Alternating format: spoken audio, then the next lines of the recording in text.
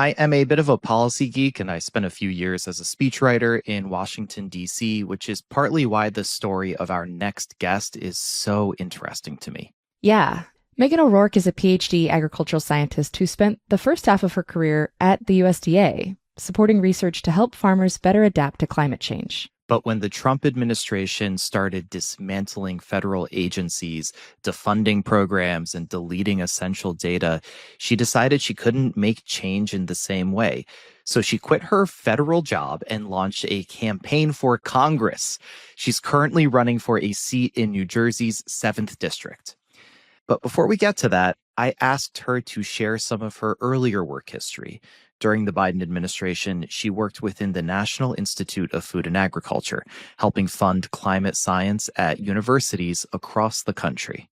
We had a budget of about $2 billion a year. And then annually during the Biden administration, we were funding about $200 million a year in projects that related to climate change.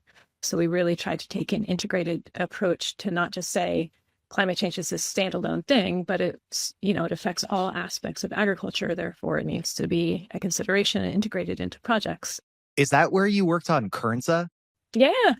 Okay, so I've been learning about Kernza in prep for this interview, and I think it's such a cool plant. Can you just tell us a little bit about that project specifically? Because that one really stuck out to me.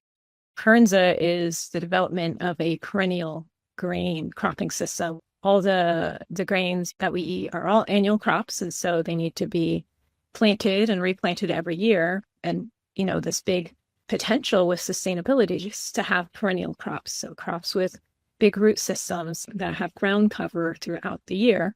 And so it's been this kind of pie in the sky idea of creating a perennial grain system. Like you said, it's got deep roots, it's drought tolerant, it sequesters carbon, it comes back every year. The deep roots help stabilize the soil. It sounds like, forgive me, it kind of sounds like it was made in a lab. It sounds like it's such an ideal plant, right?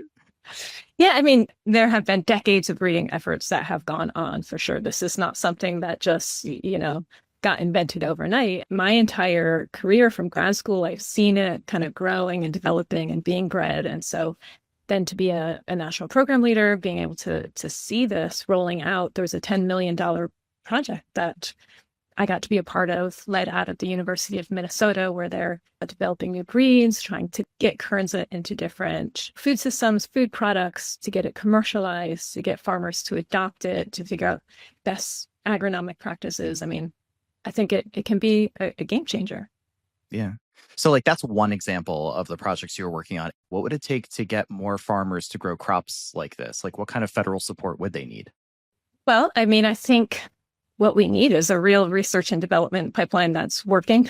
We've been some of the best and the brightest. I feel like our research and scientific pipeline is like this flagship in the United States and kind of a beacon for the world. And that has created all these developments and innovation and potential and economic growth, and continued investment is what we need in order to continue to have these developments. As the scientists, it's the innovation, it's the experimentation that has made science great, and it requires some resources.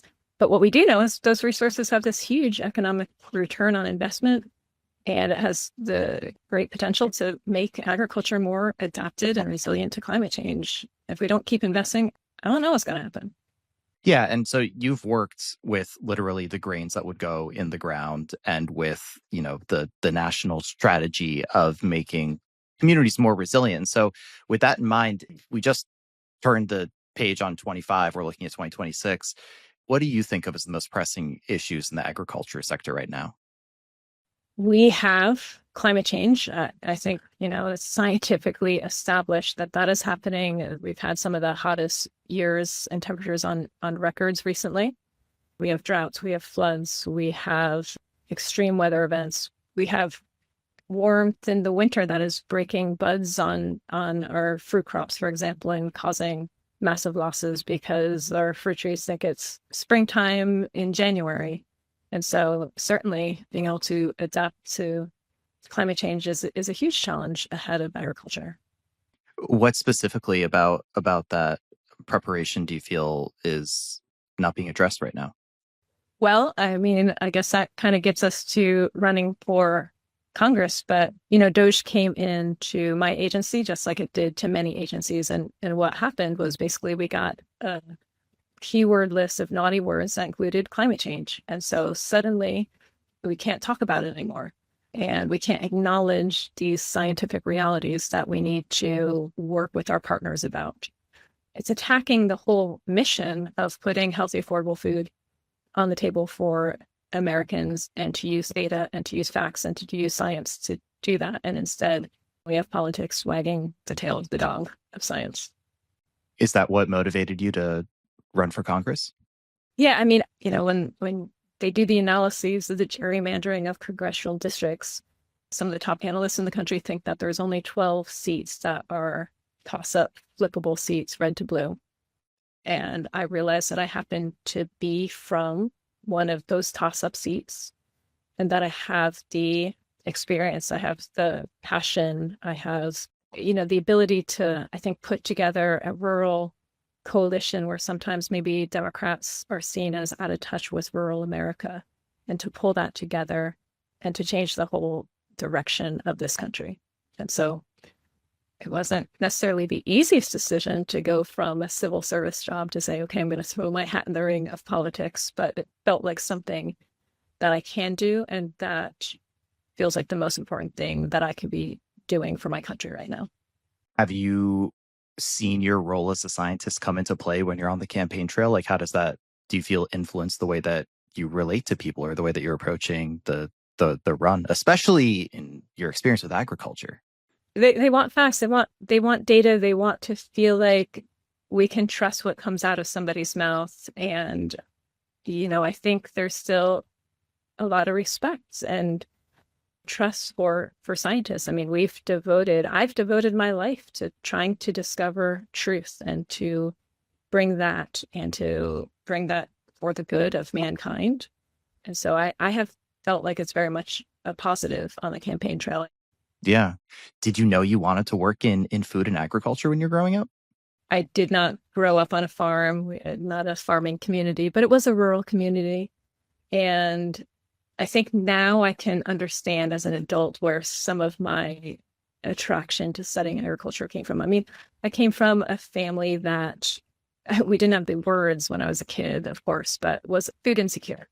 And so we went to food banks.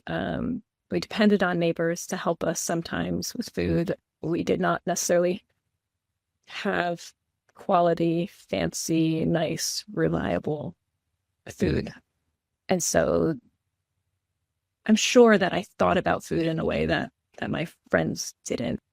This is something that's, it's just so central to society, right? To food. Where does our food come from? I mean, revolutions happen because food prices go up. And when I hear you talk about food insecurity, I also think about the international efforts and how policy has changed so much, even in just the past year, with the way the US looks at food equity, for instance. I mean, you spent a year working at USAID, and that's the National Foreign Aid Program that does all kinds of things, including distributing food to hungry people overseas.